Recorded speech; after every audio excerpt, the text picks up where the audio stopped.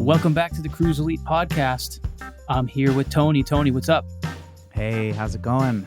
It's a snowy day here on the East Coast, so east down south. It is here too. We've got a lot of snow on the ground, and it is very cold today. How cold is it getting up there? We just are getting into a cold snap right now. We had some warm weather, 30-ish degrees is nice and warm. We had that, and I went fishing, of course. I was wondering if those plans held up. That's awesome. Oh, yeah. January 1st. Or terrible. I don't know. Yeah, the season opened. I went out. I've been out like 3 times, actually, because we had some warm weather, which, again, is 30 degrees. 34 degrees is like too good to be true when you're thinking about winter fly fishing. So I got out there, but now it's snapping cold, and we're back to, it's probably 10 degrees out right now. So... Yeah.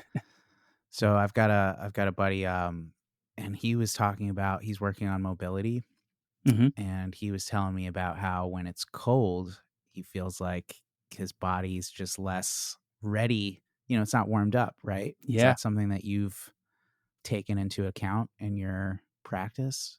It is. So, man, I think you just hit on a whole nother episode. When people tell me that, I think about something that I educate a lot about called interoception. And interoception, I mean, it's a big thing to talk about. There's lots of different ways to look at it, but basically part of interoception is your body's ability to prepare itself, regardless of how warmed up you are, right? So we'll have to talk about that at some point, because I often hear when talking to clients and members, sometimes people will tell me, no matter what, I just can't seem to get warmed up for exercise. And interesting. Yeah, it can be a challenge for people. And really what it means is that your internal body is not preparing itself fast enough. It's an interesting thing to talk about. We'll have to circle back to it. No, I have a million questions already. Yeah. It's actually one of my more favorite things to discuss too. All right. Well, we'll look forward to that episode. Yeah. What are we going to be talking about today? So today, we're going to talk more about the immediate feedback assessment process. And, we're going to get into some more specifics about it, particularly for folks who are using it now. What sort of things you have to be mindful of to help prevent you from, well, number one, going down a rabbit hole that I'm going to talk about, but we're going to talk about misapplication of the assessment process. And we're also going to talk some about what is actually happening when your assessment outcomes are changing. Because after somebody experiences using the assessment process enough, one of their first questions is always, what is actually happening when my range of motion improves? Or what is actually happening when I regress? And I want to make sure that people know what's going on, because there's actually instantaneous change happening in the body. If you could remind me, but also the listeners, what is the assessment process in broad strokes? Yeah, great. So we call it the immediate feedback assessment process. And it's really become the cornerstone of what I do as a coach, because it allows me to teach others how to assess their response to any exercise that they're doing. So mainly we are using this when there is a very specific goal, and that goal could be movement-based, like if you have a mobility goal. That goal could also be resolving pain issues. The point being, if you don't know how your body is responding to the exercises that you're trying, then how can you possibly know what you should do and what you shouldn't do? And having talked to so many people at this point about their prior history with trying to resolve movement problems, the thing that people always say to me is, I did this, I tried that, but I'm not really confident in whether or not those things were helping me, because there was really no way to stay engaged with the process and understand how they were responding. So I teach this immediate feedback assessment process, which is a way to check in with your nervous system and your brain to see, hey, does your brain like what you're doing or does it dislike what you're doing? And the way that we do that, very simply, especially at the beginning, is through range of motion testing. So, an example would be we might check multiple different ranges of motion. Usually, at first, I'm teaching people to use like a forward bend. Mm-hmm. Very simple, like, hinge at the hips kind of thing, bend Touch your down as if you're toes. going to touch your Yeah. toes. Yeah. And there's no positional goal with it. It's more of a qualitative assessment like, hey, how easy or difficult does this feel? And how far are you going? Do you have any limiting factors that you're aware of when you do the movement? And you might do that 3-4 times just to kind of warm it up and see where you're at. Take some mental notes. Mm-hmm. Other variations we use are like trunk rotations, where you just stand in a neutral stance, feet parallel, meaning like toes pointed forwards. Put your hands together, reach them out in front of you, rotate left, rotate right. Those are very, very typical kind of full body range of motion assessments. And you can honestly use anything. I Mm-hmm. teach people movements you can use for your shoulders, for your neck. And then I even have folks try like more functional assessments where you're doing a more typical movement pattern that looks like stuff we might do in the gym: squatting, lunging, overhead squat, stuff like that. So here's how it works. This will be a refresher for many people, but for folks that are just now starting to learn about it, this is how I want you to visualize it. You would first use a range of motion assessment. So any of the movements that I just discussed to see where you're at. Then you would immediately perform a drill, an exercise. And the idea is you're trying to, nail that exercise with high quality, hit the target, and then the goal is to immediately reassess right afterwards. And the assessment right afterwards will either be better, stay the same, or you could potentially get worse. So there's 3 options. And of course, we're doing the drill for a reason. Maybe we have pain, maybe we have a movement that we're trying to improve, a mobility issue, anything like that. And through using the assessment process and discovering which exercises are helping you with your goal, you can now start to build what we call a high payoff toolbox, where you take all of the exercises that are giving you a good assessment, meaning Mm-hmm. your forward bend improved, or maybe your trunk rotation improved. Maybe you felt like it was easier to do the movement. Maybe you noticed that there was an immediate reduction in the pain that you feel. Mm-hmm. If any of those things happened, those exercises go into the high payoff toolbox. And then we can pull from that toolbox whenever we need those things. If you find that you have regressed, which is absolutely a possibility, we call that a threatening exercise. And all the threatening exercises at first, we generally just move them aside for now. Mm-hmm. And maybe we come back to them another time, because our initial goal with what I call the threat reduction phase, if you've been listening at this point, we've talked a lot about the threat bucket. Yeah. We've talked a lot about the nervous system. And so you're getting comfortable now with the language. And when an exercise regresses you, that falls into the threatening category. And I always tell people sometimes we come back to work on those things later. And other times, if you've gone through a threat reduction phase where you're practicing all your high payoff exercises, you become a healthier person.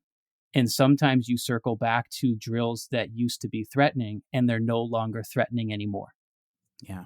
Yeah. So that's kind of how it works. In a nutshell, we're using that assessment process to simply understand what our in the moment response is to any exercise that we're trying.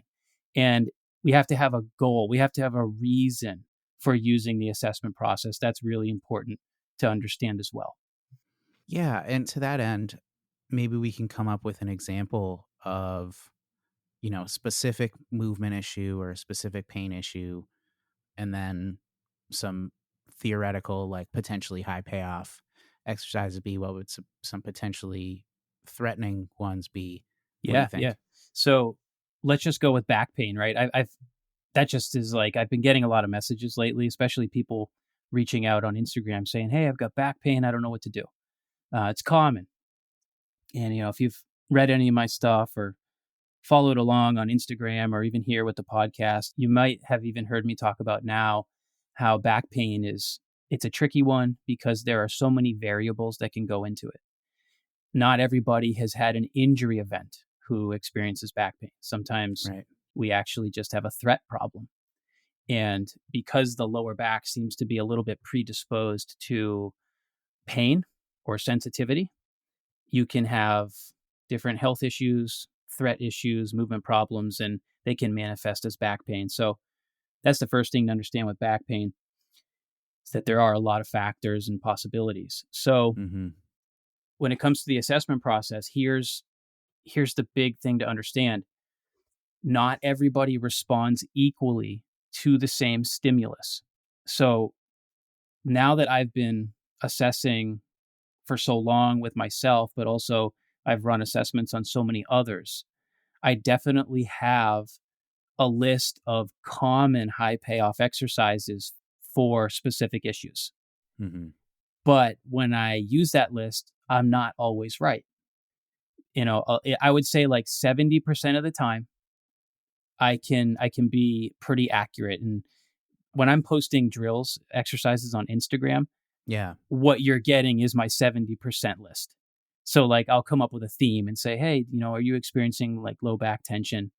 Try this exercise." That's off my 70% list Mm-hmm. most of the time.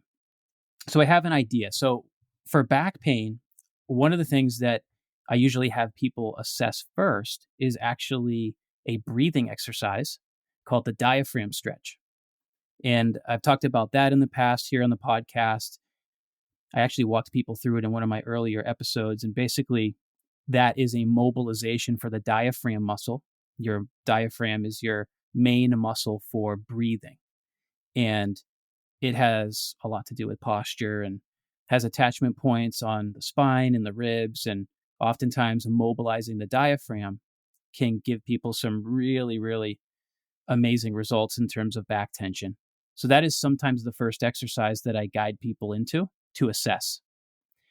And the other kind of obvious one for back issues is moving your back, which sounds too obvious. And I do recognize that sometimes people are not in a place, if you actually have had like an injury event and you have some issues with your back, perhaps at first moving your back is not the right strategy.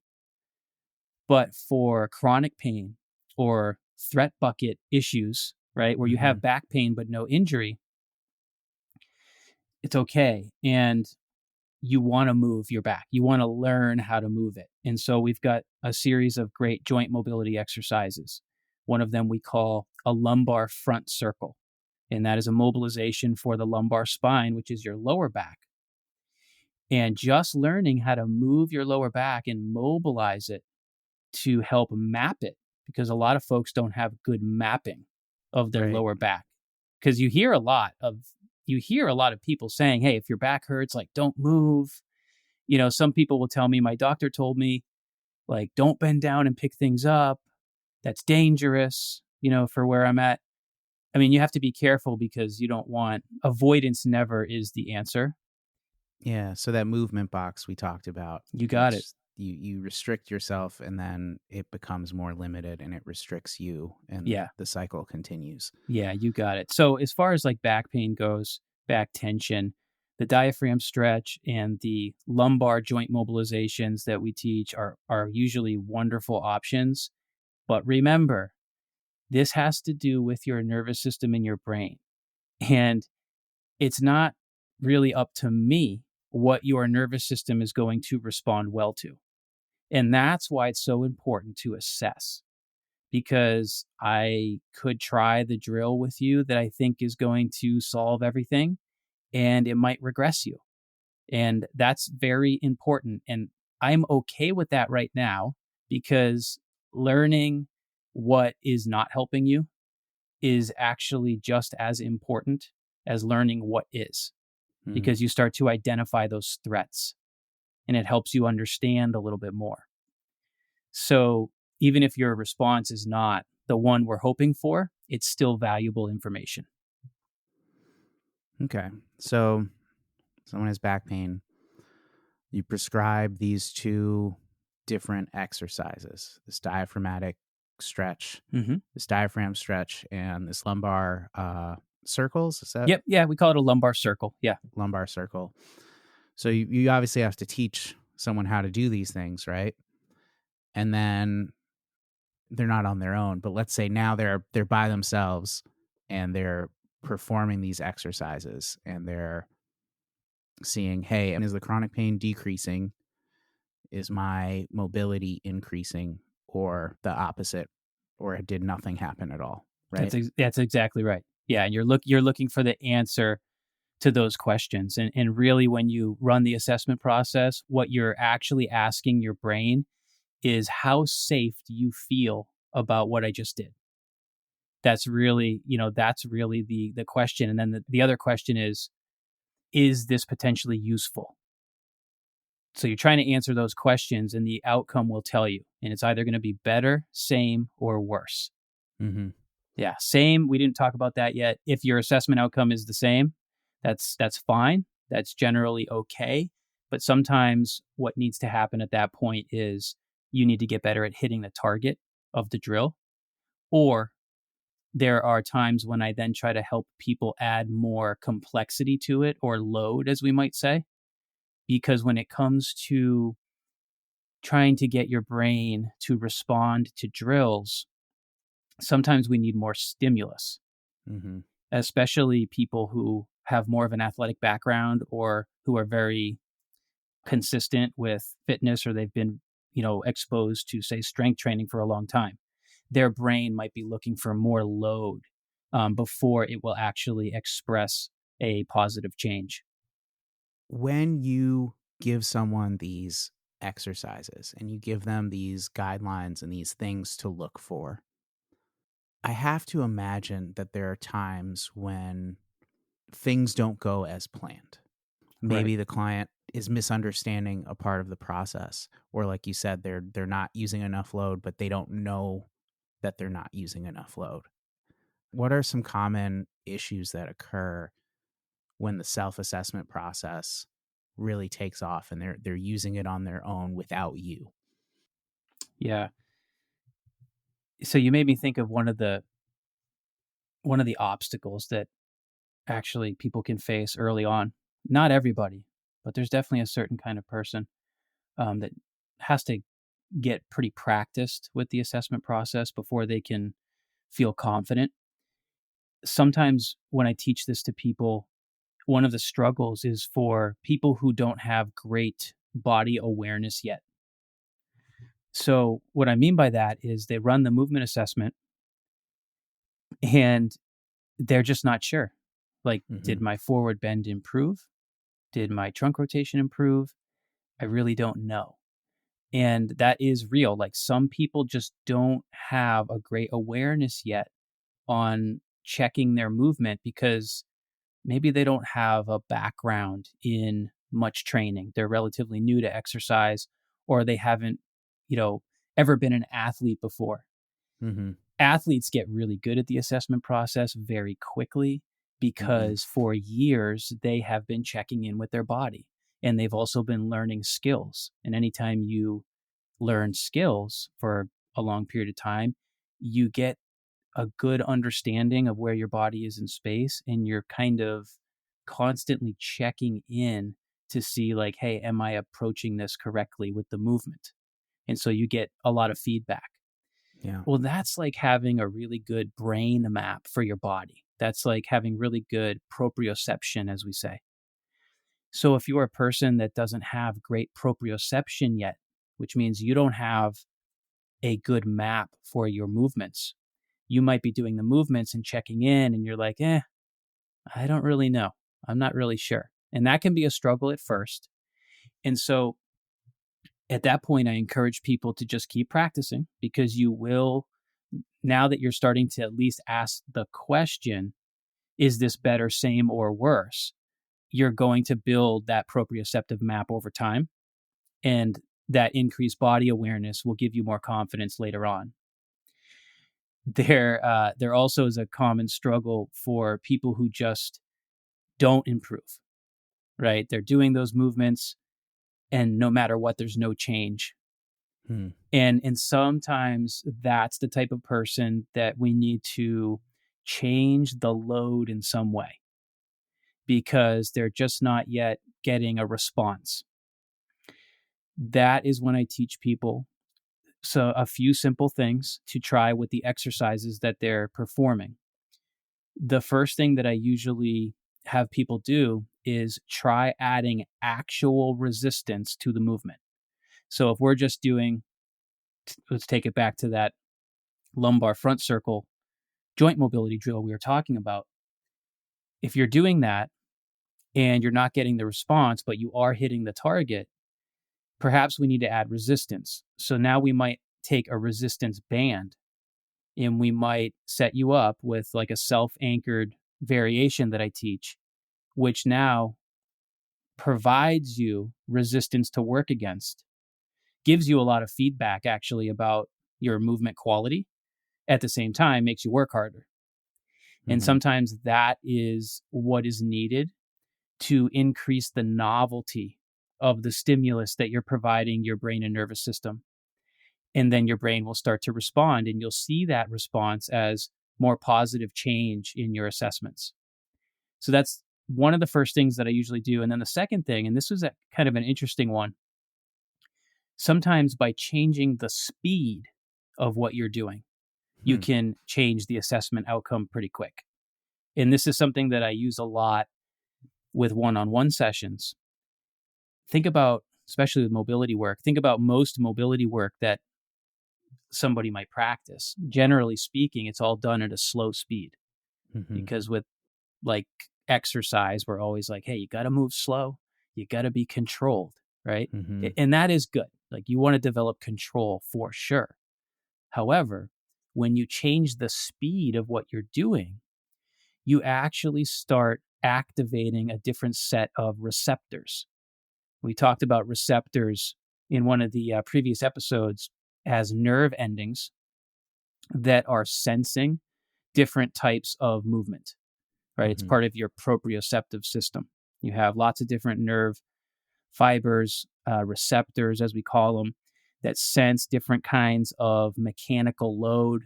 So it could be like torsional force, it could be pressure, right? It could be vibration, all these different things that our body is sensing.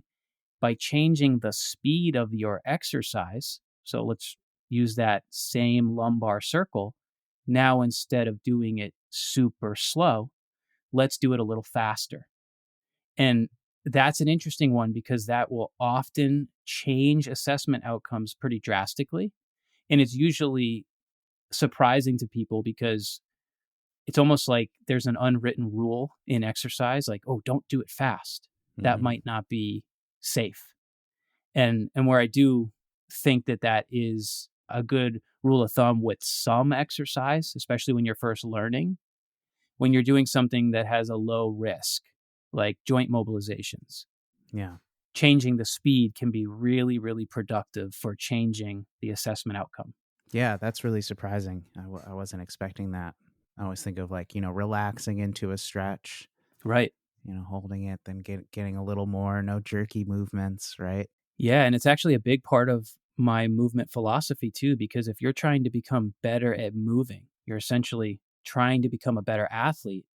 To be a more well-rounded athlete, you have to train at multiple different speeds, because your strength and mobility is actually very relative to speed, meaning mobility, or the mobility that you can express, will change based on the speed that you're moving at. And this is a really important concept for athletes, because the mobility you have at a slow speed is not the same mobility that you have at a fast speed. It's completely different. So if you're not actually training various speeds over time, you're limiting yourself for sure. And you haven't yet realized that you don't own the mobility that you think you have until you start to develop that same mobility at faster speeds. And that is really mapping. That is all about proprioceptive mapping. Yeah. And I don't know that this is the correct terminology, but in my mind, it's like the difference between mobility and coordinated movement, right? Yeah. Those two qualities are so important to put together, right? If you don't have coordination, then if you don't have coordination, that is what's actually most important with mobility. And we actually, the fancy word is motor control, right? Okay. When we say motor control, what we're really talking about is coordination. And all the mobility drills that I teach are actually motor control drills before their range of motion drills. So you see me doing all these things like different circular motions, right? For all of our different joints. The actual primary goal of that stuff is to improve motor control so that you can have quality coordination. Versus if you've ever done a different kind of mobility practice where it's like stretching based, where the goal is always range of motion, that does not have the motor control component. And because you're just maybe getting into a position and you're statically holding it, maybe you're relaxing into it, something like that, you're not necessarily training motor control within that range of motion yet. And that's one of the reasons I love joint mobility drills, because improving motor control has enormous benefits. Think about it as the better your motor control is in any given range of motion, the safer your brain feels about moving because your maps are so good. And so that whole process of improving your joint mobility is really about proprioceptive mapping. Yeah, and it all comes back to safety and threat, you know. You got it. If your body feels like it's in control, if your brain feels like you're in control of a range of movement at speed in real life, then it's going to let you do that at you speed you are life. Granted. Yeah. When you make your brain feel safe by training all the qualities, right? And filling in all the maps, you are granted better movement. You're granted more mobility. You're granted more strength output in those ranges of motion. And that really is, to me, like what the whole process is when we are putting together like a personal practice of joint mobility. To take it a few steps back, you were saying, you know, sometimes you might do an exercise and you would see no change. And I guess the question that comes to my mind is, when do you need to adjust the exercise, maybe by adjusting the speed or adding load? And when do you just say, hey, this exercise isn't useful, I need to find a different one? That's a great question. Generally, it's after 2 tries. So if you can be somewhat confident that you've hit the target within 2 tries and you're still getting a result that is the same, nothing is changing, then I will usually say, okay, now it's time to move on. You can either move on to a different exercise because this one just isn't moving the needle fast enough for us, or you can now explore using those different types of loads that we discussed to see if now you can get a change. If you try 1 or 2 of those things and there's still no change, at that point, I'm probably moving on because I know we can find a much better drill for you. But by increasing resistance or changing the speed, honestly, this is an important thing to say too. It's not always about making the exercise harder. Understand that when we say load, we're changing the load or the complexity. Sometimes we have to work backwards on that scale because there are times when a person is having such a difficulty with the coordination of an exercise that it starts to cause threat responses. And that might be why you're not getting the change that you want. So in that scenario, and this is surprising to some people, that's when you have to work backwards and start regressing the exercise. And by regressing it, you might actually get a better response. And that's for folks that feel like the execution of the drill might be really challenging to them in terms of multitasking, if you want to think about it that way. Because, for example, some of the joint mobility drills, pretty much all of them that I teach people, are very challenging at first because they require you to move a part of your body in an isolated manner while stabilizing the rest of your body. Mm-hmm. So it's not just, oh, I'm going to move my wrist now. It's, okay, can you move your wrist and hit the target, but there shouldn't be movement anywhere else in your body. And that's actually challenging. You just described the sensation of going through Pilates to me. Oh, really? I never thought of it that way, but like Pilates, I feel like it really is like we're going to maintain tension throughout, and then just this one micro movement. Something pretty isolated. That's very hard. Yeah. And that is actually a great athletic skill, to be able to produce pretty isolated movement with quality with one part of your body, while the other part of your body is not only stable, but you are eliminating unwanted movement and staying relaxed, right? That is athletic skill. So that's hard for people. And so there are times when we have to regress, we have to work backwards on that scale. And so it's not always about adding the resistance and the speed. Actually, I was just thinking the other day, I had a client on a Zoom call, and I was taking her through some spinal mobility drills, and we actually had to regress her with the drill and get her supported by the wall so that she could be balanced, so that she didn't have to worry about balance at the same time as trying to hit the targets for these other drills. And for her, that was the thing that then started to move the needle for us and get us some immediate results, is because now we made her brain feel a little bit more safe about the situation. She didn't have to work on the balance and the stability at the same time. When we say self-assessment, I think of someone doing this in isolation on their own. Maybe they've identified some high payoff exercises and they're working on them. But as you said, things can change. Sometimes maybe even just day to day, something that was high payoff yesterday is no longer high payoff. Maybe it's threatening today. How do you know? What do you do in that situation?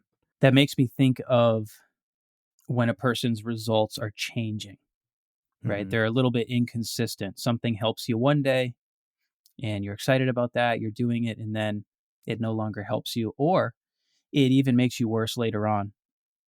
So there's a couple ways to think about that. Very fundamentally, first, what I'm going to say is sometimes what's happening when a group of exercises is helping you, and then you realize through the assessment process that result is now not happening for you anymore.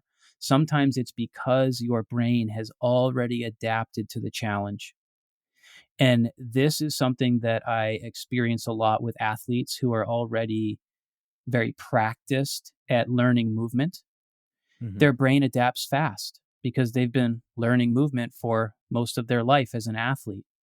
So when that happens, you have to then increase the load again, right? So that you can now continue to offer your brain a novel enough stimulus that adaptation can still continue. So kind of going back to what we said before, now maybe you have to load your drills with bands or weights. Maybe you have to change the speed or the position. And, sometimes we have to challenge your balance at the same time as doing a certain exercise, right? We're looking for ways to ramp up that novelty. And that usually takes, time. I mean, it's not like, I don't generally see somebody adapt so quickly that like in 2 days, the stimulus is no longer good. I'm Mm-hmm. talking more about weeks, even months, but that is important to note. And that happens to me all the time.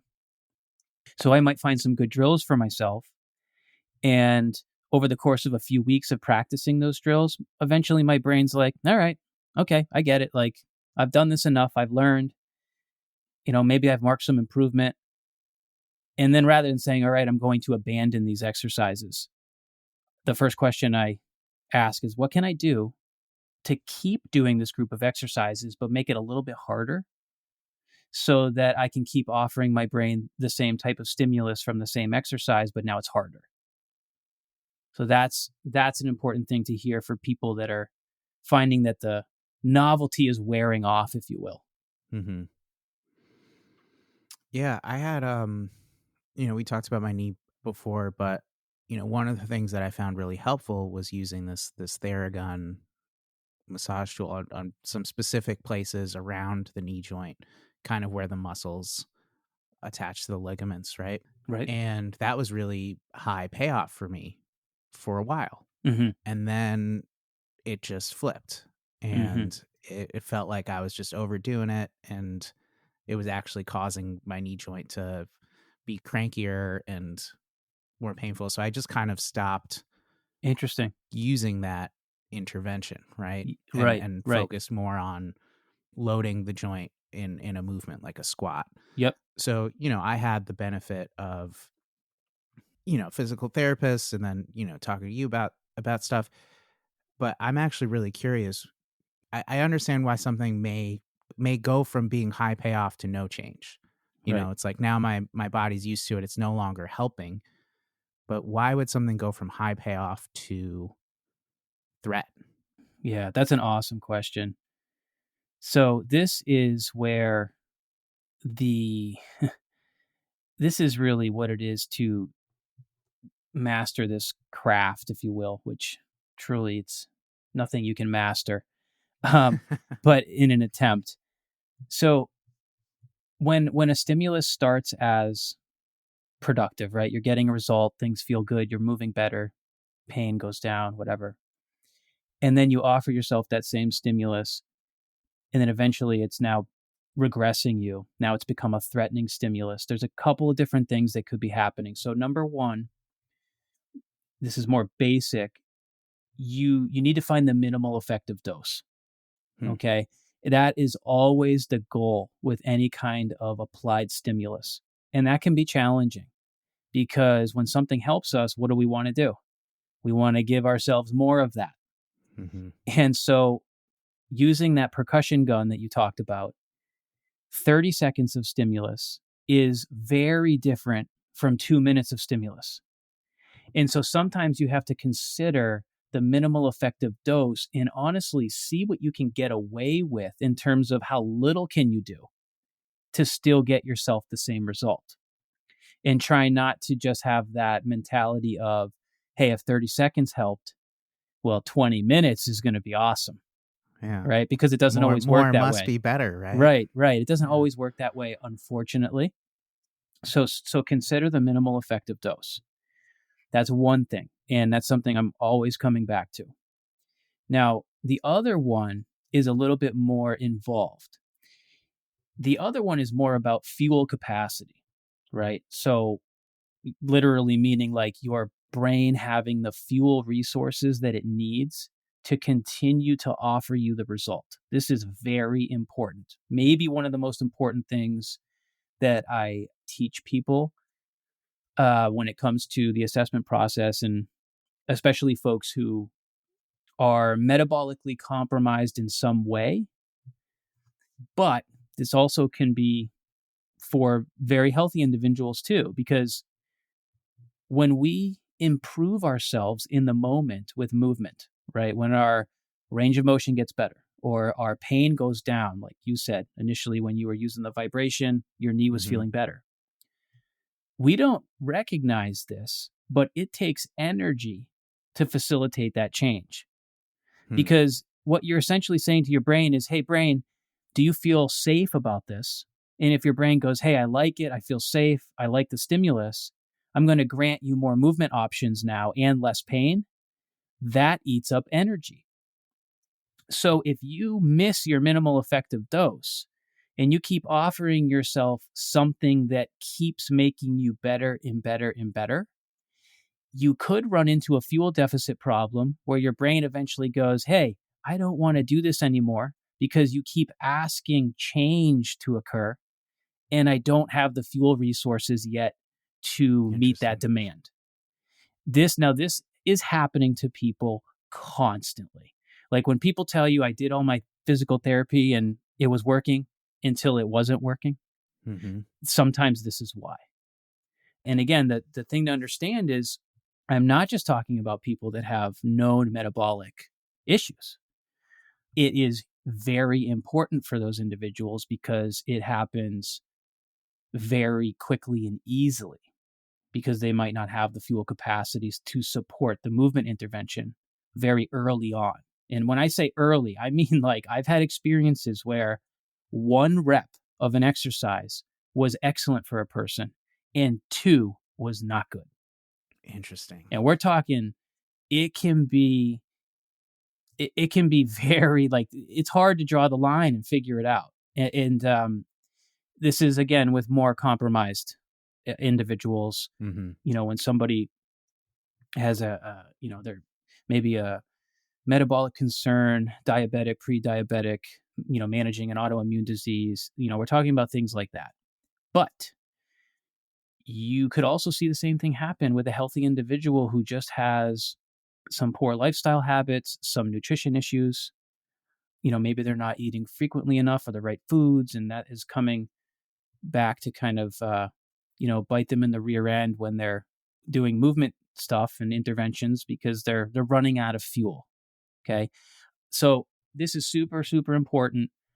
And it can be frustrating. It can be frustrating because, finding that minimal effective dose is certainly a challenge in some instances, but it's interesting because, well, let me first say, I'll back up slightly and say constantly changing results is also a very big indicator of a fuel capacity issue.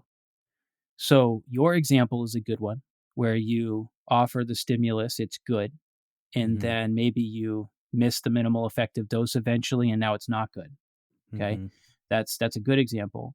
The other common example is an individual who is getting constantly changing assessments, meaning they find a group of high payoff exercises, those serve them well for a couple days, and then maybe now they're all threatening, they're regressing them, maybe they even feel like they're causing pain now.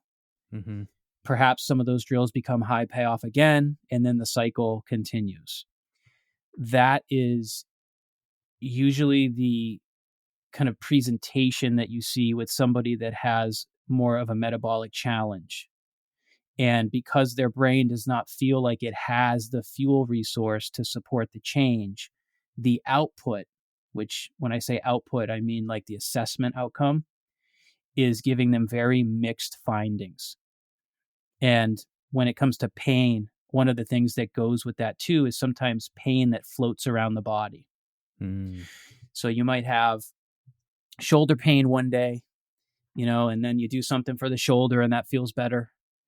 And now your shoulder pain turns into hip pain. You do something for the hip, that feels a little better. All of a sudden you wake up, now it's not your hip, it's your neck. These are just really, really common patterns that happen when there's a fuel issue. Believe it or not, one of the most valuable things that I have helped people with when you happen to be that sensitive person, we'll call it, is to have some form of fuel with you when you are exercising. And that can be amazing because you have fuel for the moment. I cannot tell you how many people have told me it's been life-changing for them. These are one-on-one clients. Life-changing for them just to bring some orange juice with them to the training session. That's it. You're sipping on the orange juice while you're working out, doing your exercises, assess, reassess. And I've seen that help people from being the person that's getting very mixed results, like, hey, that's better, wow, that's worse, or hey, how come that drill that was good a moment ago is no longer good anymore. That same person has some kind of like fast assimilating sugar on hand, orange juice, anything like that. And all of a sudden, they're more grounded in the session. Their outcomes with the assessments are more consistent, and it's easier to trust the information that you're getting with their assessments. Now, is the mechanic here something along the lines of your brain is assessing, hey, can you perform these actions without causing an issue with survival, right? Right. And if you don't have energy, your brain's like, hey, I don't want you to do any of that. But if you're getting energy in the moment, is it that your brain's saying, okay, energy's coming in. Yep.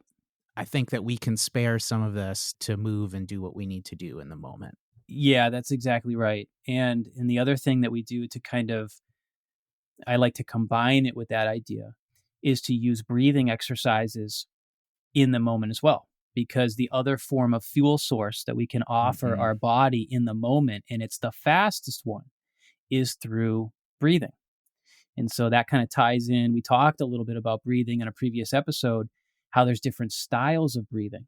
And some of them are really great for increasing energy in the moment and increasing essentially your CO2, which will then help you circulate blood, right? It helps get blood to your body. So oftentimes with folks who are complaining of mixed assessments or floating pain syndrome, as we call it, where the pain is all over the body, I will go into my toolbox and take out air hunger exercises, which, if you're not familiar, air hunger training, as we call it, is when you're actually moving, but you are not breathing. And the intent is to create a very mild amount of air hunger, which is that desire to breathe.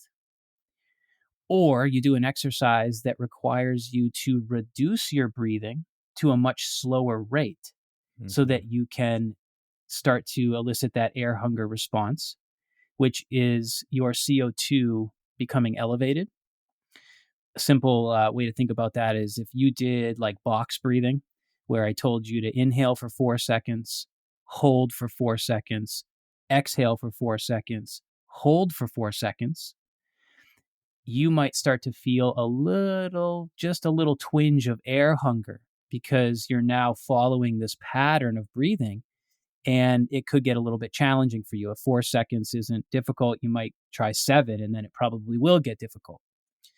That's the type of breathing work that I'm talking about. And that is extremely good for increasing fuel capacity in the moment. So I might have somebody do a few sets of air hunger walking or air hunger squats before doing some of their high payoff drills. Then have them repeat the air hunger work again. And I teach people how to kind of mix it right in. And that's just a really good way to support the person with fuel, sometimes in combination with, say, hey, that glass of orange juice or whatever you have. So that now your brain, like you were saying, now your brain feels safe about what you're doing. It has the in the moment fuel capacity. And what I see as the coach is not only better performance, but more trustworthy information that we're getting from the assessments in the moment as well.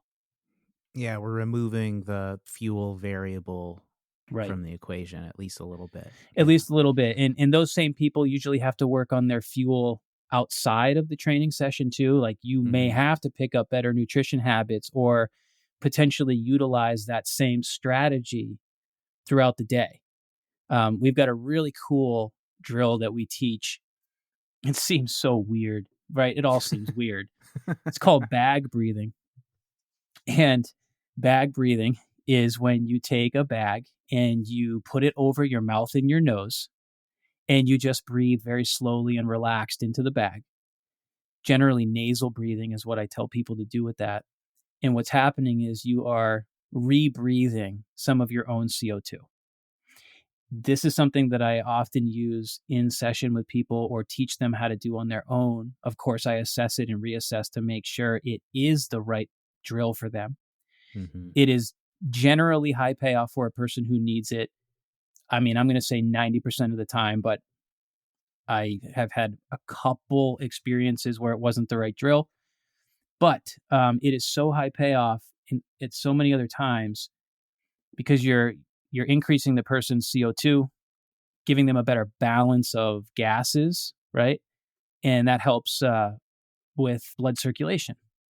So bag breathing, like maybe breathing into the bag for 30 seconds, 45 seconds, that's all it will take, because what happens is you start to get air hungry, and then you remove the bag and you recover your breathing very calmly through your nose.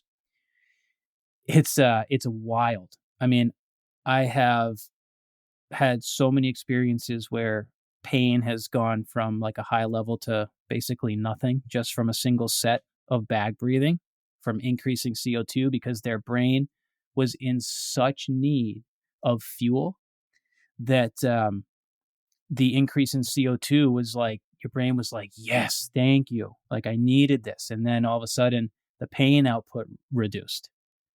I've had wild experiences with bag breathing, but again, it has to be assessed. Yeah, I'm over here shaking my head like, what? Yeah, totally. It's one of the weirder ones for people at first. And I've had a lot of athletes that have become so fond of that they will incorporate bag breathing, like multiple bouts, into their recovery programs and stuff. Mm-hmm. That's usually where I have them do it. So they're doing their mobility, they're doing their nerve glides, their other, their diaphragm stretches, and potentially 2-3 bouts of bag breathing as well to help increase CO2. What's counterintuitive to me is that more CO2 leads to better circulation. Right. In my mind, it's like, why don't you give someone an oxygen tank? Yes. So that they can just get all the good stuff. Right. Yeah, and that comes down like the physiology of it, and it's deep, but it basically it's about binding to the CO2, mm-hmm. right? And the CO2 being what delivers, the oxygen, and so if you can rebalance the gases there so that you have better exchange of them, then you can create some really profound results in people, mainly because their circulation is improving. Man, I love these conversations because there's so many rabbit holes that I want to go down. Yeah.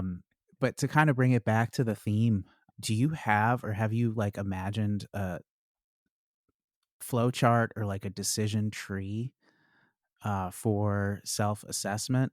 Because I'm sort of seeing it form in my mind, where it's like you start by trying some, your 70% drills that you think, hey, these might be useful for the issue that I'm targeting.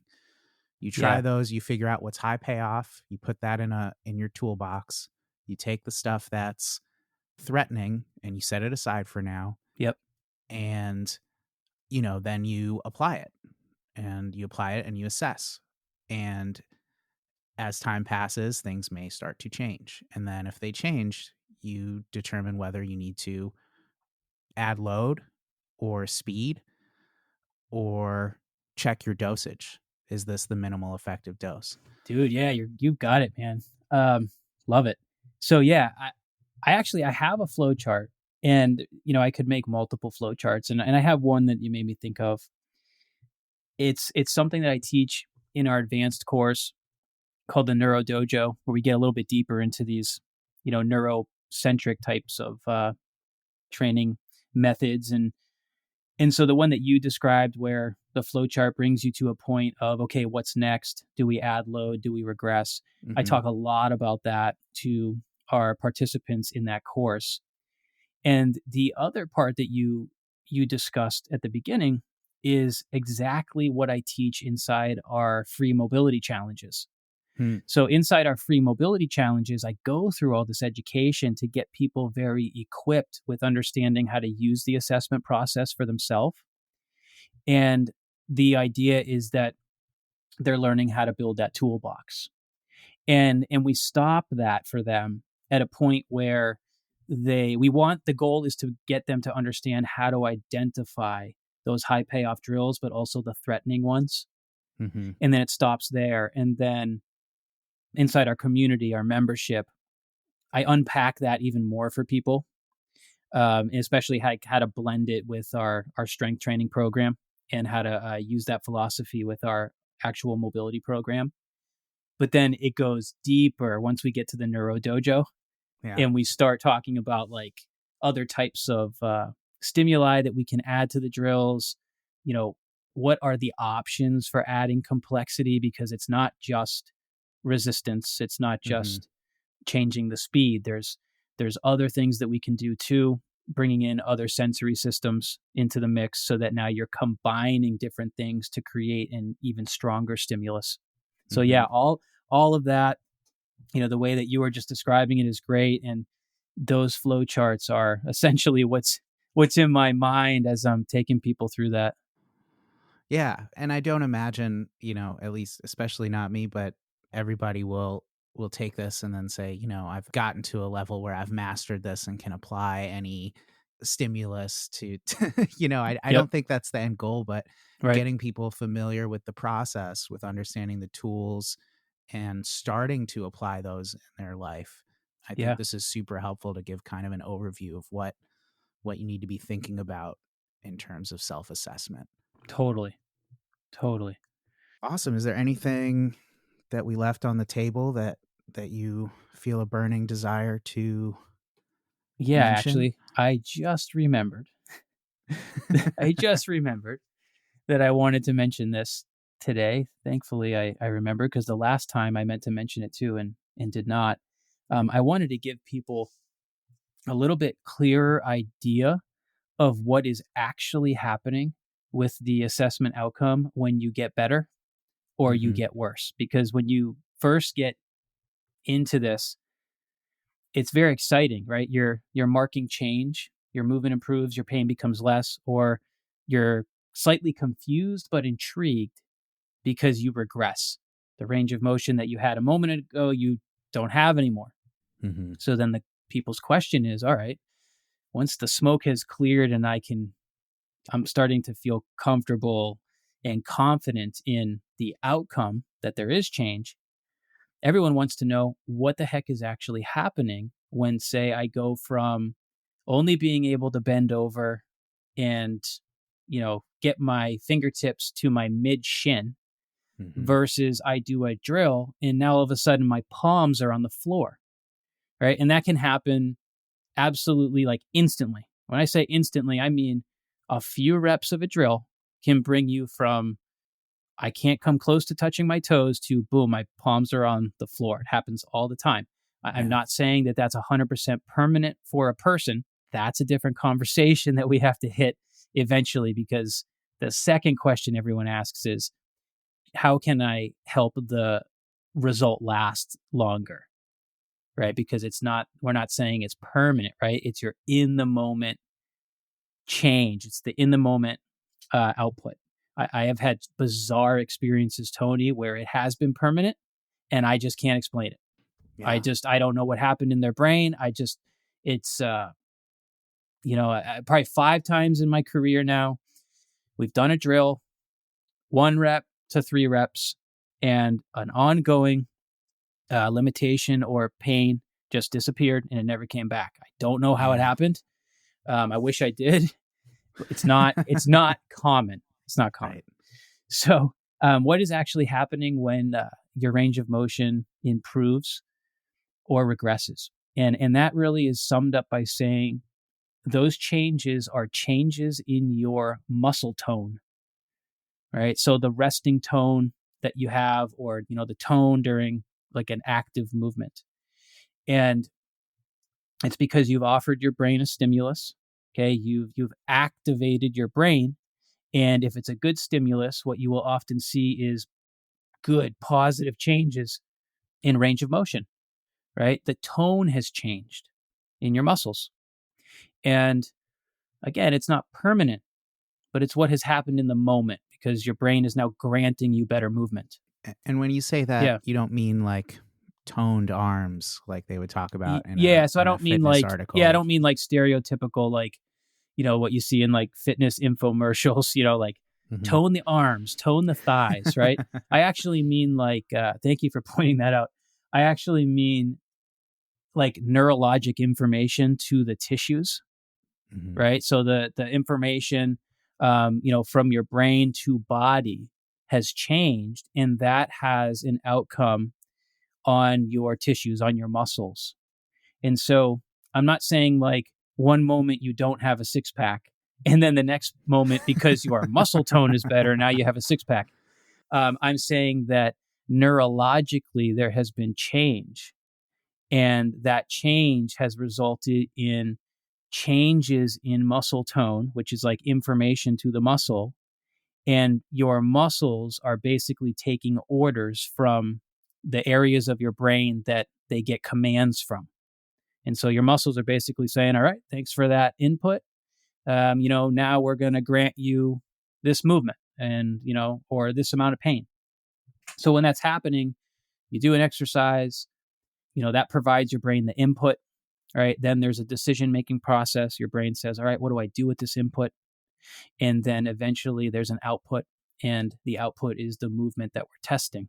Mm-hmm. If it's better, you have seen an improvement in tone, right? And if you regress, right, if the exercise is threatening, now you've seen a reduced range of motion or mobility, or even increases in pain. And generally what's happening there is, because of the elevated threat levels, you're just building more tension in your body. And again, that is essentially a change in the tone of your tissues as well. Yeah, they're becoming more rigid. They're keeping you from moving. Yeah. You got it. So that's an important takeaway, to understand that there actually is a real change happening in the moment. The question is, if you want that change to now last longer, because it's different for everybody. It might last just in session or during the time that you're practicing. Or if you actually have a positional goal, like let's say you're actually trying to learn how to touch your toes. Now we have to start utilizing that window that you've created of change. And we have to now load your body at those new ranges of motion to teach your brain what is possible. So that now your brain can say, oh, okay, I'm learning something now in this new range of motion. Perhaps I should dedicate the energy resources to keeping it.